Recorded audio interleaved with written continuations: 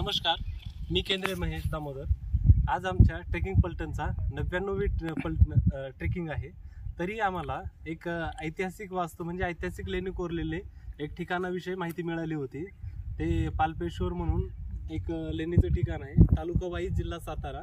आणि तेथून येत असताना आम्हाला तिथे गेल्याच्या नंतर काही प्लास्टिकचा कचरा आढळला आणि पर्यावरणाची मदत म्हणून आम्ही ट्रेकिंग पलटणच्या मदतीने ही स्वच्छता अभियान राबवलं आहे।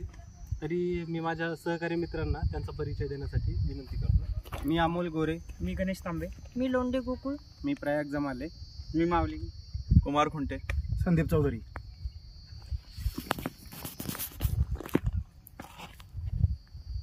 मी सुरेश इसावे।